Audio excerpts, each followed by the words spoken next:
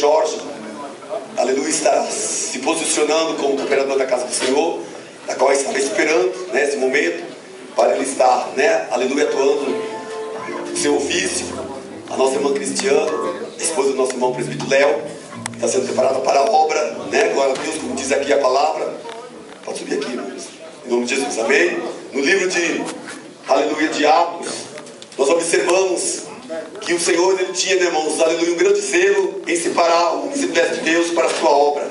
Por isso aqui em Atos 3 diz assim: na igreja que estava em Antioquia havia alguns profetas e doutores, a saber, Barnabé e Simeão chamado Níger, e Lúcio, Cirineu, Manaém, que fora criado com Herodes, Sutearca e Saulo.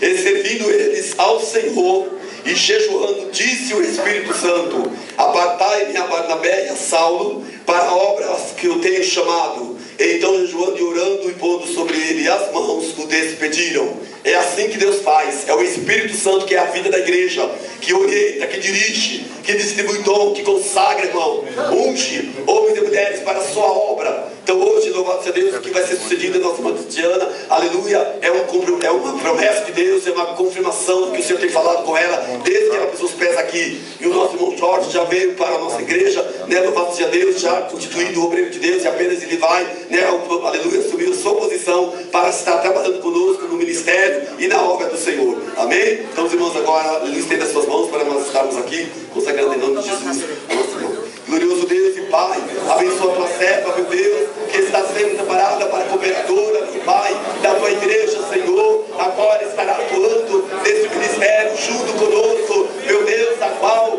como ministro da tua palavra, como pastor presidente desta obra, Senhor, meu Deus, eu decreto e agora declaro, Senhor, sobre a unção do Espírito Santo, sobre a tua palavra, que ela está consagrada, ungida e abençoada, Senhor, para exercer esse ofício, esse cargo, e em nome do Pai, do Filho, do Espírito Santo, em nome do Senhor Jesus. Amém.